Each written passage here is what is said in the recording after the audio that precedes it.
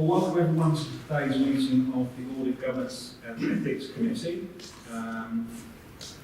We have apologies for absence from Don Davies. If I move on to emergency evacuation procedures, Angie, would you like to explain? The fire alarms have been tested today, so if you do hear a bell, it will mean that we will need to leave the building. So follow me in that event. Thank you. Thank you, Angie. Now, do we have any declarations of interest to declare? I've got none advised at the moment. Nobody else? Brilliant, thank you. And we'll move on to item 4, which is Chair's business. So I've got lots of stuff that I have to read out due to legal regulations. This AJEC meeting is the first face-to-face meeting to take place since lockdown. Unfortunately, due to COVID-19 restrictions, we have had to limit the number of attendees and the entry of press and public. Presenters will stay in the ante-room until required and then exit the room through the other door into the corridor. For this reason, we are recording this meeting for the public to view, whereas before COVID committee meetings were not recorded. So I'm going to, first off I'll introduce myself. I'm Councillor Paul Godwin, I represent Hartford and Lidwood Ward in Bristol, and I'm chair of the AJEC committee. If I could ask the other members to introduce themselves. I'm Robert Payne. I'm Councillor for Westminster and Mayor Central for North Somerset Council. Thanks, Robert. I'm Trevor Jones. I'm councillor, one of the 2 councillors from Winterbourne in South Gloucestershire. Thanks, Robert.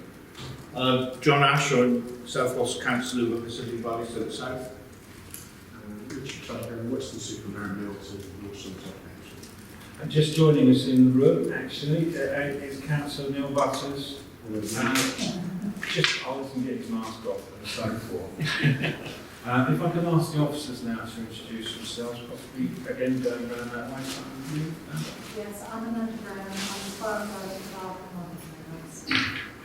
I'm Danny O'Neill. I'm treasurer for the Fire Authority. Steve Graham, Bristol Council. Jane Winslow, Corporate Assurance Manager for Avon.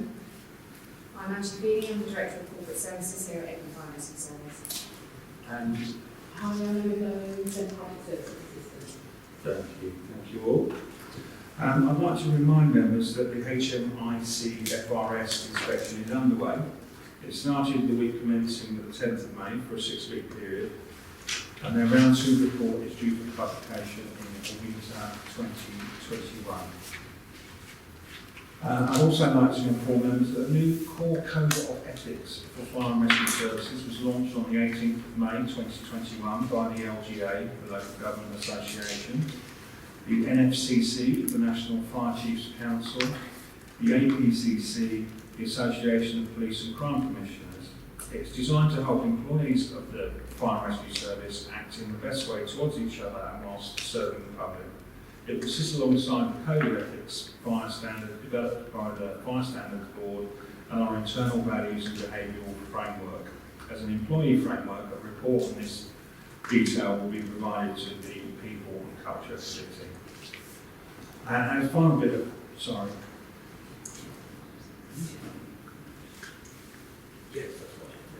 And as a final bit of Chair's business, I'd just like to congratulate Jane Williams-Locke on becoming our new Deputy Director for Corporate Services, working alongside Angie. I don't know whether to say commiserations or congratulations. It's certainly good news for us anyway, so I'm glad and welcome on board, even though obviously we've been here quite a while. Okay, moving on to item 5, which is the minutes of the last meeting on the 18th of March 2021. Does anybody have any corrections or addendum to add to those? No? If not, I'd like to move that that is a correct record. I propose that. Can I have a second? Thanks, Robert. I'll sign those at the end of the meeting with Emma. Moving on quickly to item 6, public access statement. None were received before the deadline this week. And so we move on to the main meats of the meeting. Item 7, the Governance and Assurance Framework 2021 to 2023. And Jane will present this. Thank you, Chair. This is a decision paper and relates to the Governance and Assurance Framework 2021 to 2023. As detailed in Appendix 1, page 13 of your committee papers. As part of the audit plan for 2020-21, internal audit carried out a review in relation to the governance and assurance within the service. Whilst internal audit gave a reasonable assurance rating, 5 recommendations were made during that review, one of which related to the completion of this document. As detailed on page 17 of your papers, the draft framework is based upon the baseline assessment using the Delivering Good Governance in Local Government framework, which was prepared by SIPA Solis in 2016, and is divided into 7 core principles of good governance. And you can see that in the diagram on page 17. On page 25 of your committee paper, this provides detail of specific assurance activities against each of those core principles and how the authority delivers good governance. The Service Leadership Board, Service Leadership Team, Clerk, Treasurer, internal and external audit have been consulted on the development of this framework and its contents. Of note, the internal audit team stated Avon Fire Authority's production of such a document highlights good practice and a more evolved approach to governance and assurance than other fire and rescue authorities. Page 35 of your committee papers provides details of our internal control processes and the first, second and third line assurance activity which takes place at various scrutiny and review forums. I'll just pass it over to members' questions, but that is the end of my report. Thank you, Jane. Do we have any questions for Jane on that report? Councillor Butler. Thank you, a couple of very small things. There's a typo in 3.4. Fire authority, it should be plural rather than genitive. Sorry, which page? Page 11, 3.4. When compared to fire authorities across. It's on the cover. Yeah, reports on page 11 and then paragraph 3.4. Yes. Where we've cut and pasted a quote there from our internal auditors, we need feedback to them that there was a typo there where it says fire authorities. Thank you. Well, you know that. The other one, I was just wondering, it refers on page 10 to SIPA's 2018 edition, so I just wanted to check out the latest one. That's towards the bottom half of the page.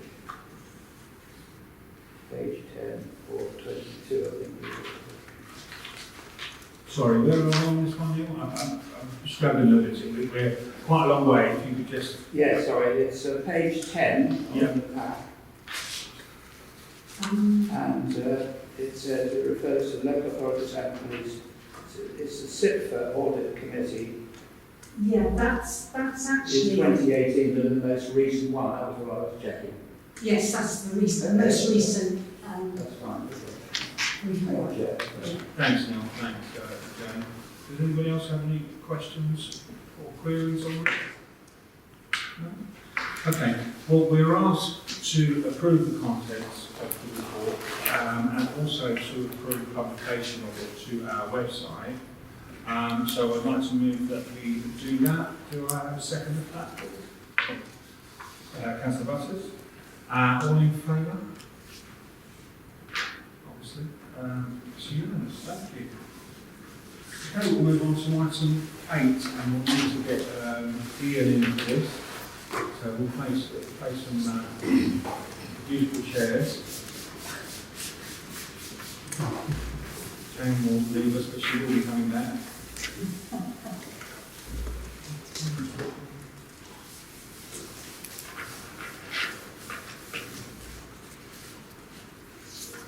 Item 8 is for information only, and it is the 2020-2021 annual statement of accounts update.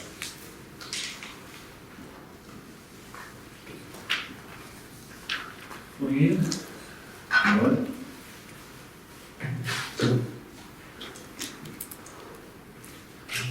I'll pass straight over to you, if that's okay.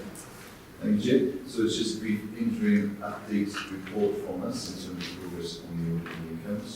We carried out our interim audit now, and no issues have arisen from that, including the testing journals periods 1 to 9. So that's all very good. There will be no changes to the significant risks in terms of the plan that we presented to the March meeting of this committee. And we expect to receive the draft accounts at the end of June and have agreed a timetable with the authority in terms of audit and the statements that this within the statutory timetable. So it's about it for money. We've had a good initial engagement on that, and just waiting for the final pack of information so that we can start working through that. As is in the report, it covers financial sustainability, governance, and improving economy efficiency and effectiveness. We will start work on that next week. So we just continue to work with management. Everything is progressing as planned at this stage. Thanks, Ian. That sounds very encouraging. Do any members have questions or comments for Ian? Can't see anybody. Okay, well that was for information only, so thank you very much. You're very good to see Ian. Sorry? Oh, yeah, just a resolution to note the report. Okay, I'll propose that. Thank you. That's passed. Thanks, Ian.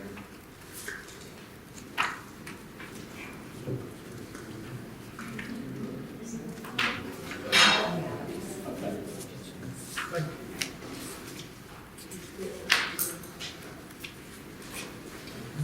Just have another squirt spray.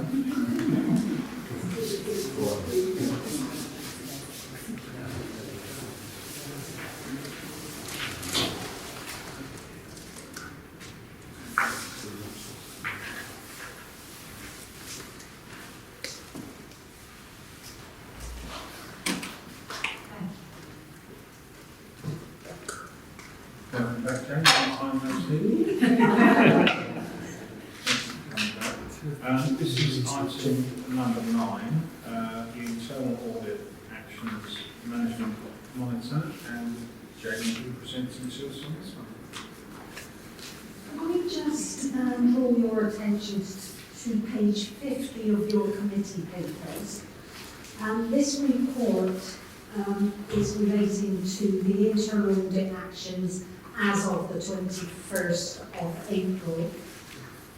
However, I've got a date in there of May, so I should have put May on there, but I just want to... Sorry? I should have put April on there, so hopefully that clarifies the situation. I think for the minutes, the bit that needs amended is on page 50 of the bundle, it's Appendix 3, it's the final column, so the completed date, and the second line should be 12th of April. Yes, okay, I will change that. Okay. So this report is brought to you for consideration and noting. The report updates members on the current position of internal audit management actions as the 21st of April 2021. If you turn to page 47 of your committee papers, Appendix 1 provides an overview of the management actions for the 3-year period April 18 to April 2021. And you will note that we have completed all the actions for 2018-19. And we have completed 9 actions for 19-20 and completed 2 actions for 2021. The second table below that is actions that are in progress, and we have 7 actions from 19-20, 5 medium and 2 low in the areas of health and safety and human resources. It should be noted that the health and safety and human resources teams are on the front line of ensuring our premises are risk assessed as COVID-19 safe, and staff are supported during the pandemic and recovery, and this has diverted their resources to the front line, and that's why you will see some delay in those actions being completed. With reference to attendance management, I'd just like to give you an update on that. The service is currently performing well with sickness absence rates, and we're on track to meet the performance target set by the Performance Review and Scrutiny Committee. At the time of writing, in the audit year 2021, 20 management actions are in progress, and 1 is due to commence in June. 7 medium, 5 low from assurance audits, and 9 from advisory audits. On page 48 of your committee papers, appendices 2 to 6 provide details of completed actions and those actions in progress. As the monitoring of audit actions is now embedded within the service, a shorter summary will be provided to this committee in future for ease of reference, with the underpinning detail available to members for scrutiny if required. Unless members have any questions, that's the end of my report, Chair. Thank you, Jenny. Councillor Tucker. Just a quick one, please, Chair. Thank you, Jen. Yeah, just reference page 47, 2018-19. Do you take it that year is complete? And is there anything Yes. still hanging over? I guess that's all completely done. Yeah. Yes. Are there any other questions or comments? And thanks for that, Jane. It's good to hear, obviously, that the 18-19 has been cleared. Obviously, the delays with some of the advisories with regard to COVID is completely understandable, and it's good to hear that despite COVID, we're doing well on the sickness and absence levels as well. So thank you very much for that. We're asked to consider that report and note it, so I'd like to propose that we do so. Do I have a seconder for that? Thank you very much.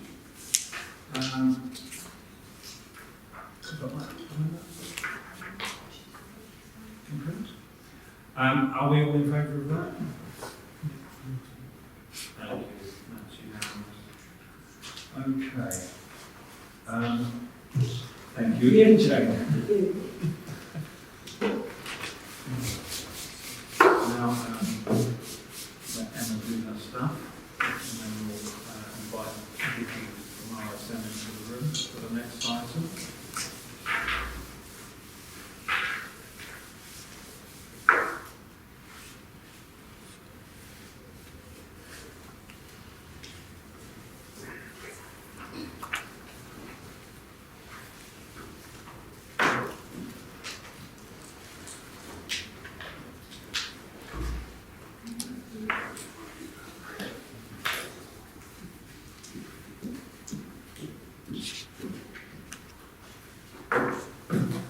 Clerk Good Opinion. morning. Thanks for joining us. See you. Thank you, yeah, and in 3D as well. Could I just ask you to introduce yourself, because we are filming the meeting for Yeah. the public? Okay, my name is Vicky Gould. I'm the internal audit manager for RSM, and I'm here to try and give an update on the rest of the internal audit service. Thank you. So we'll move on to item 10, which is a large batch of reports, so the internal audit update and reports. And I'll pass back to you, Vicky. Thank you.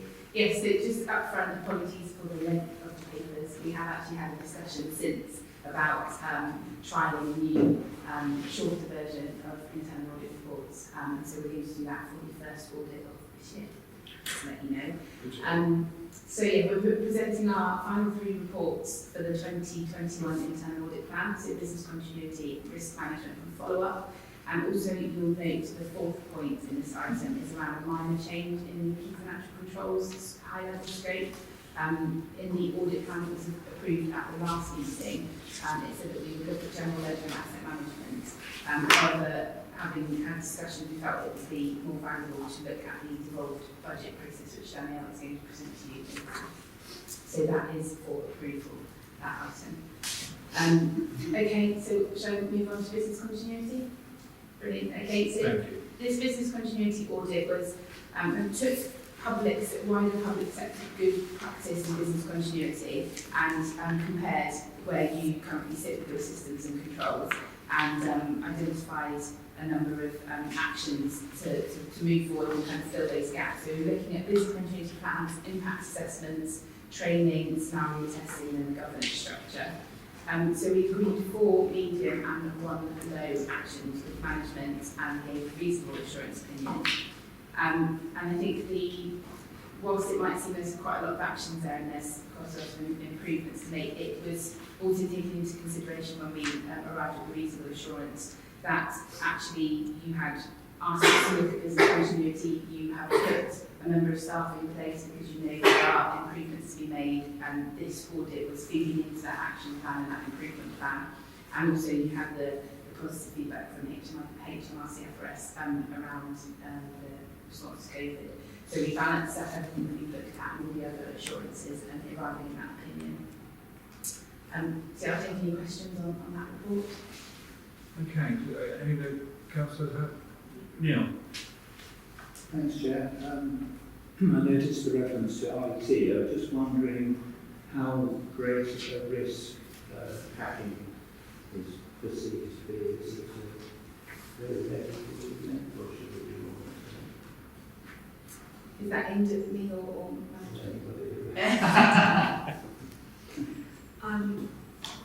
Could you slightly repeat? It is very difficult to hear when you cancel. So I know it's sorry, IT. I should talk louder then. I know it's at IT, but yeah. Yeah, I'm just wondering whether we should be bothered particularly by potential hacking risks, given what's going on in America, etc. Yeah, so on our corporate risk register, we have a lot of controls around IT, and we in particular step those up in line with all the national good practice and guidance around, in particular, the risk to cyber security in light of the increased number of people working from home. But we have a lot of controls in place around that. We've got, so for example, to get onto their network, we've got sort of codes, etc., and all of those kind of provisions through Amicus. And there are no sort of occurrences where we've had any successful attempts to hack our network, and we regularly test that with our IT providers. So we have a lot of controls, and we have stepped them up during the period of COVID-19. That rather sounds as if some attempts have been made, but they've been thwarted, is that right? Yeah, I think that there are always attempts being made which are being picked up by our virusware, etc., as it would be for any other organisation. Thank you, Neil. But the question asks, would they be specific, or would they be attempts, or would they just be general? I haven't had a report of a specific attempt to attack us as an organisation. Thank you. I suppose a lot of them would be like these phishing, as we all get to our home computers. Yes. Yeah. And I'm presuming there's some kind of VPN for the staff signing in, as you say. Yeah. We have a whole range of control measures around that, which are working successfully for us, but we do keep reviewing that on a regular basis and keeping that up to date sort of through our writing requirements. Brilliant. Thank you. Does anybody else have any other questions on that first report, business continuity? No? Vicky, then I can ask you to move on to the next. Okay, so the next report is our risk management advisory report. So again, similar to business continuity, we were asked to have a look at risk management because internally there is already a plan to kind of refresh and revamp the risk management framework. So we kind of went back to risk management basics and compared you against good risk management practice. And really kind of stepping back and going back to the basics around kind of understanding what your strategic and operational priorities and objectives are, and then kind of what risks are there that will stop you achieving those, how you're managing them, and then also having an agreed risk appetite. And I think hopefully this has been a really helpful paper for Jane and Angie and the team to help them kind of push forward with their new ways of working and what they want to do. So this, obviously it was advisory, there's no assurance opinion on this one. It doesn't negatively impact our annual report, annual opinion. And again, it's just showing good use of the internal audit resource to help you in your improvement projects. Thank you, Vicky. Angie, would like to come on. Just in terms of the reference there to it being a help to Jane and I, it is really being a help for us. We've had our corporate risk register, which comes to this committee, and also the underpinning policy on that for some time now.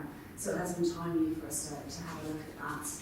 And I think through discussion with internal audits, the main conclusion is that we are at times a little harsh on ourselves in terms of our risk scoring, because actually we have a lot of controls in place that actually work really well. So what we are now going to be doing is a review of each of our schools on the corporate risk register. So when you next see it come back to the committee, it will reflect the outcome and the advice within this internal audit report. So it will look slightly different, and the schools will have also been refreshed and reviewed in light of that. I've also spoken to one of my board colleagues around doing some refresher training for both this committee but also members on corporate risk register, and conscious that we will have some new members as well at board. So we will be building that into the development sessions for you members kind of going forward to have a refresh on that one. So yes, it has been really timely and really helpful for us, and I thank RSM for the work on it. Thanks, Angie. And I look forward to the refreshing of my memory on the training. That'd be great. Do we have any other questions or queries on that part of the item? No? Thank you. Vicky, you move on to the last bit. So then on to our follow-up report. So this is an annual process that we undertake. Obviously the previous item, Jane has already taken you through the internal tracker and action updates. And this just looks to validate and challenge that internal tracker and provide an update on actions from the previous internal audit plan and the implementation status. So this year we've got reasonable progress and a marked improvement on last year, and the whole process has kind of been streamlined and improved with the tracking and regular tracking and reporting to Asia. And so there's only 6 actions that we cast as ongoing that we will continue to track, as well as internal tracking, and they were mainly around HR and health and safety, as Jane said, and been impacted by COVID. Yeah, so I'll take any questions on the follow-up. Do we have any questions on that? No? You've obviously explained very well, Vicky, so no problem. Thank you. Okay, well, the committee is asked to consider the internal audit reports and findings and review the agreed management actions for the following audits: the business continuity, the risk management, and the follow-up, and to consider the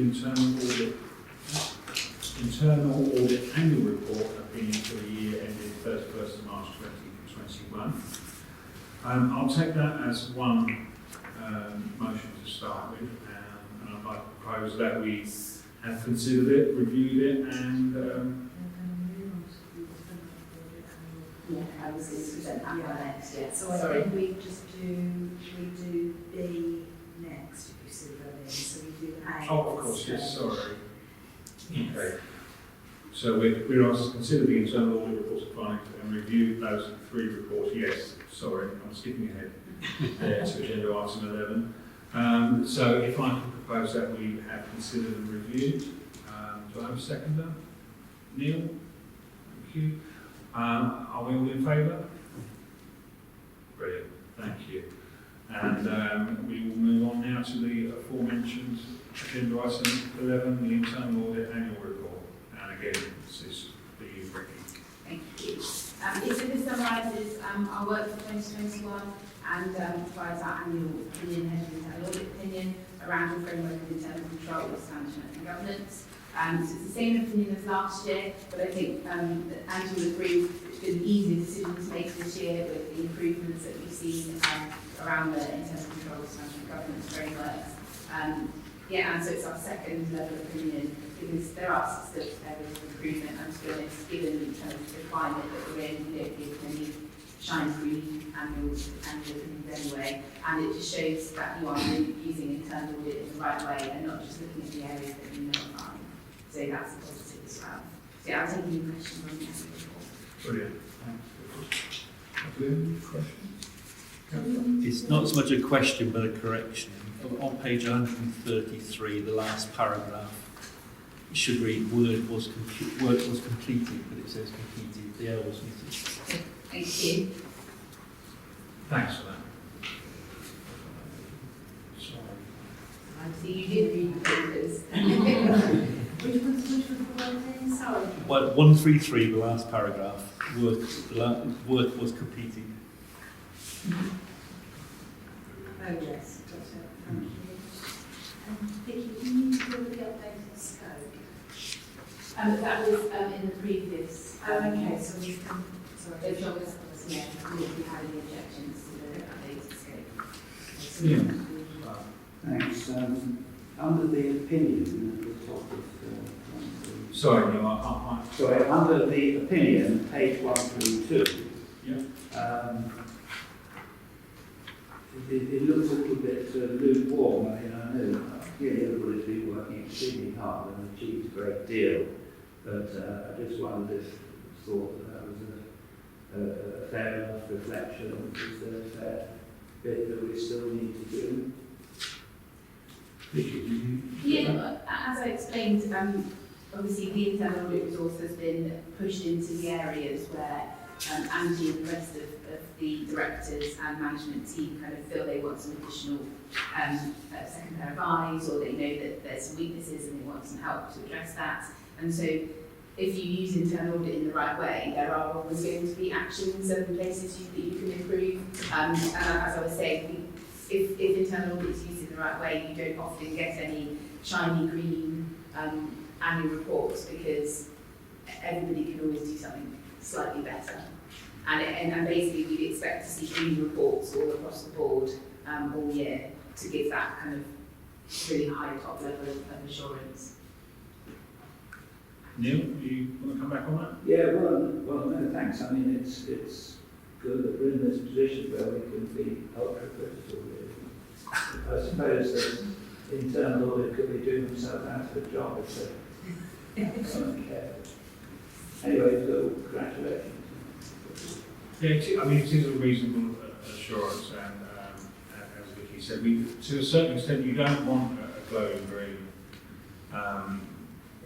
assurance because that may mean that your scrutiny isn't working. So a lot of these risks that we are aware of, which is the main thing, I think. So thank you for that. Thank you, Vicky. Does anybody else have any other questions? Okay, right, so I'll move back to the recommendations. I'll first move to recommendation C, because we should have dealt with that on the previous item.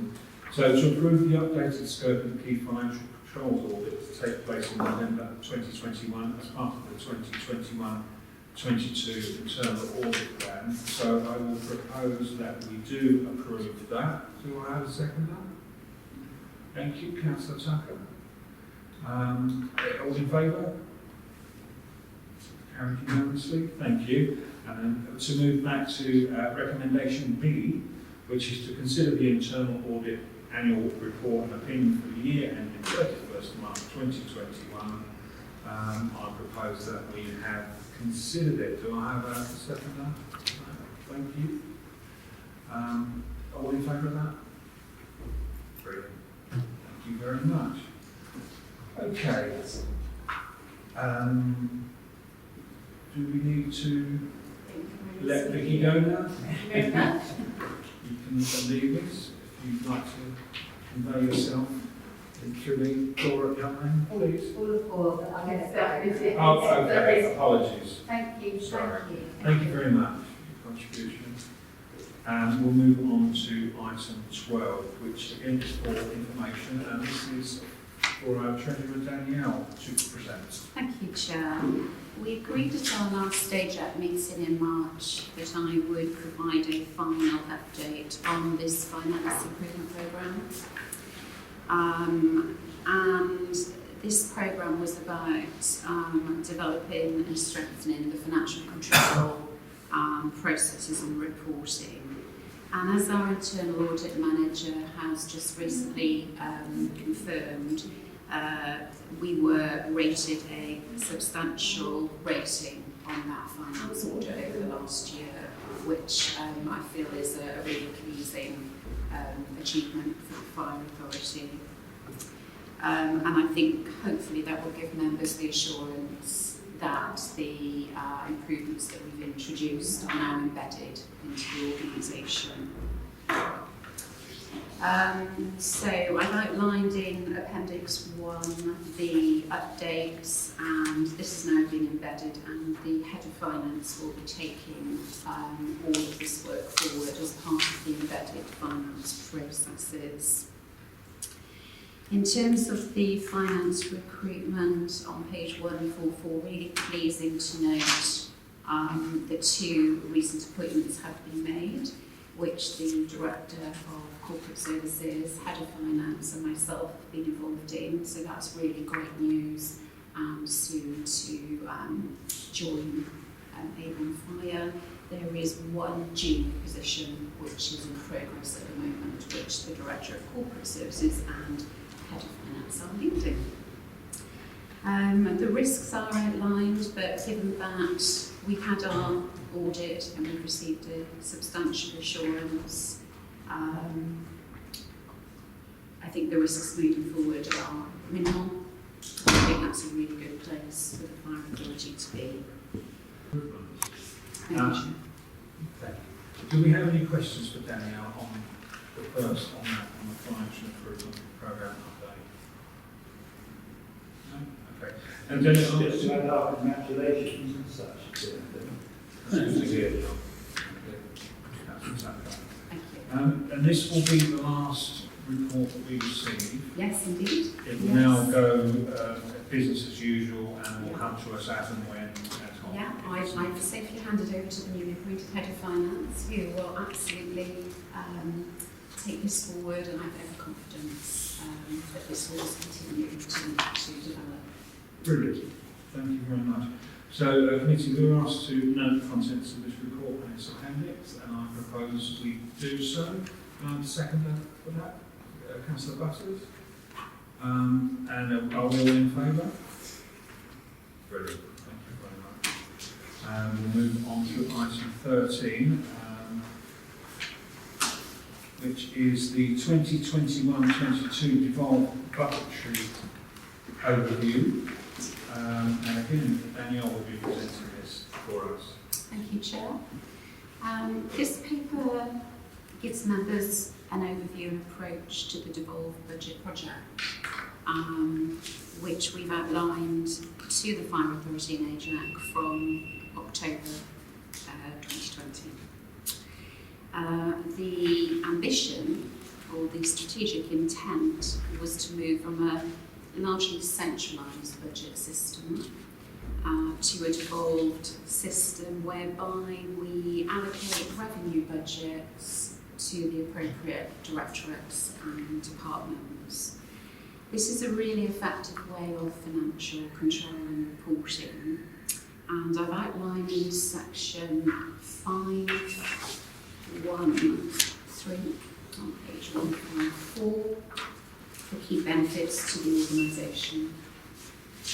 And some of the key benefits are that when you start to develop budgets, you increase the visibility and transparency for directors and managers throughout the service. They can start to see what budgets they have, what their expenditure is month on month. It also empowers the directors and managers to align the financial resources that they have available to the service plan priorities. It helps with strengthening the financial forecasting that we report to the fire authority. And all of that helps to support the value for money agenda. So all very, very positive benefits to the system. Throughout the project of devolving budgets, I've worked with our internal audit manager, and that's been quite a helpful process, and we will continue to do that. And as noted earlier, the internal audit manager has advised that we've asked for the 21-22 finance audit to be focused on devolved budgets, which again, one hopes will give members confidence and assurance that we're heading in the right direction over the next year. As part of the project approved, we've agreed a shadow period, and this is because devolving budgets is it's quite a significant and complex project.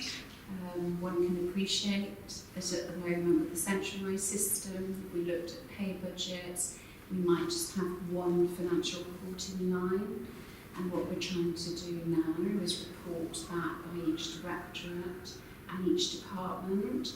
And visually, if members would like to have a look at Appendix 1, in terms of how we are devolving budgets, we are following the organisational structure of the organisation. And if I could take the example of corporate services, if our Director of Corporate Services doesn't mind, because that's a nice example that we can talk through. If we look at Appendix 3, we have a directorate summary, which would go to Director of Corporate Services. And underneath that then, we would have individual budgets going to each of Angie's departments. And we just have a few examples here, just to give you a visual overview. So for example, we would have a separate budget report for HR, property services, corporate assurance. And then what we've tried to do is give you some examples of what non-pay budgets would be assigned to those areas. So we're at the beginning of a rather big but exciting project. And the Fire Authority Chair has asked me to provide some more information on one of the members' development sessions so that I can give the headlines to all of the members. And so I'm very happy to have the opportunity to do that in a bit more detail. And then moving forward, within the shadow period, so it will allow finance to consolidate and to progress the technical parts of this project, but more importantly, it will allow finance to work with directors and managers to train and support. So our hope is that by October, we will have worked through most of the snagging issues, and we're hoping at that stage we can start to align devolved budgets to the integrated staffing establishment project. I think just to conclude from my point of view, this has been a significant and complex project. I can't outline how much work has gone into this. And so a huge thanks to the newly appointed Head of Finance, Claire, who's overseen this from March. And a big thank you to our interim finance lead on this. And also the wider finance team, but also other teams that have been absolutely instrumental in making this happen. So we've got special thanks to some procurement colleagues and some colleagues in payroll, but also HR and the wider staff team as well. So significant amount of work's been undertaken, still some way to go over the shadow period, but everybody's working very hard to make this a successful project.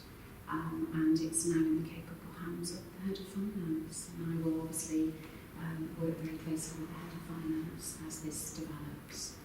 So at that point, I'm happy to pause to take any questions, but obviously to note, I'll do a separate perhaps training session with members in one of our members' development sessions. Thanks, Danielle, and again, we'll look forward to the training and development session. Do we have any questions from members? Councillor Potters? Yeah, thanks. Congratulations again, Chair.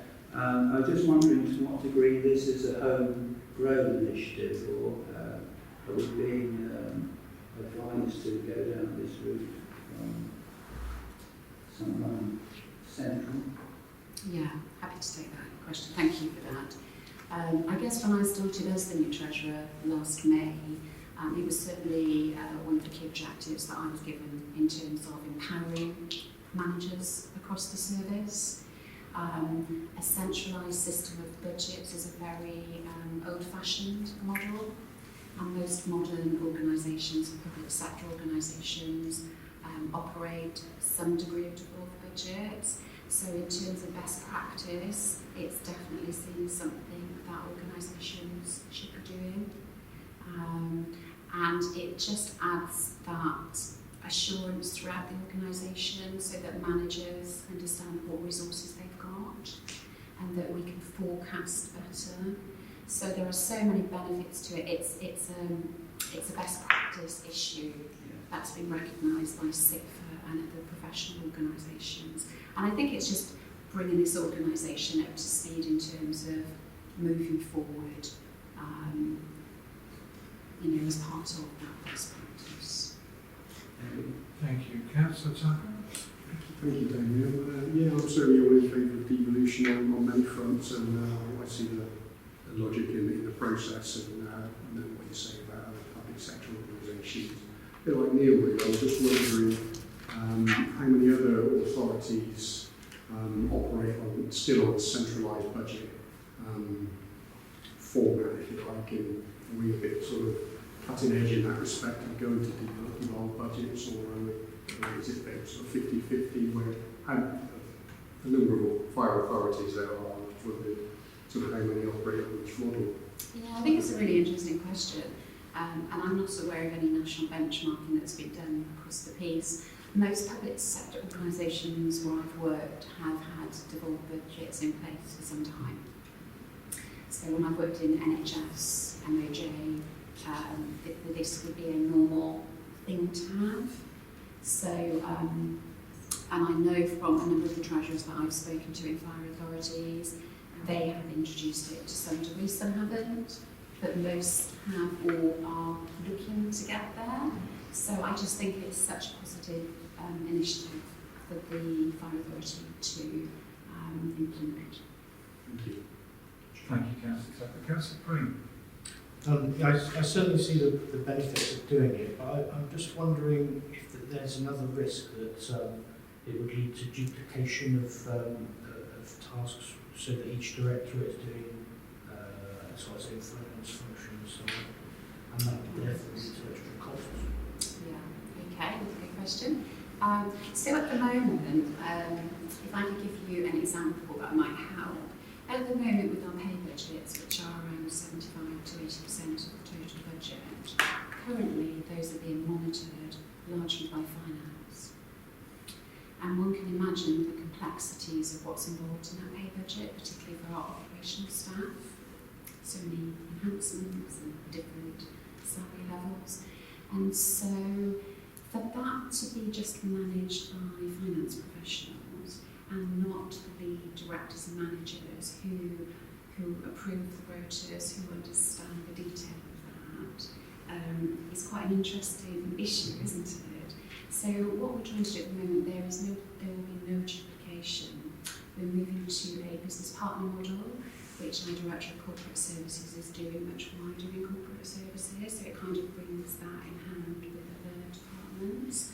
And what we'll find is that we're sharing, it's visibility, we're sharing information that previously hasn't been shared with those managers and directors who are making the decisions. So finance then will be providing the information and helping support directors and managers understand the impact of those decisions they've made within the budget. So it doesn't actually duplicate, it aids and supports and gives more transparency to everybody. Thank you, Councillor. Thank you, Danielle. Do we have any other questions, comments? No? Thank you very much then, Danielle. And the committee has asked just to note the contents of this report as appendices. So again, I'll propose that. Do I have a second on that? Councillor Tucker? And are we all in favour? Brilliant, thank you. Okay, we move on to item 14, which is just the date of the next meeting, which will be on the 14th of July 2021. So I'd like to move that that is the date that we have the next meeting. Do I have a second on that? Councillor Butters? Brilliant, thank you. Are we all in favour? Brilliant, thank you. Okay, I've got another bit to read out now. We move on to item 15, which is exclusion of the press and public. I'd like to resolve that the public be excluded from the meeting during, the following items of business on the grounds that they contain exempt information pursuant to Schedule 12A, Part 1 of the Local Government Act 1972, and that's in accordance with Schedule 12A, Part 2, Paragraph 10 of the Local Government Act 1972. The public interest in maintaining the exemption outweighs the public interest in disclosing the information. So I'd like to propose that the exclusion of the press public takes place. Could I have a second for that, please? Thank you, Councillor Jones. Are we all in favour of that? Okay, thank you. I'll ask Mark to stop recording now.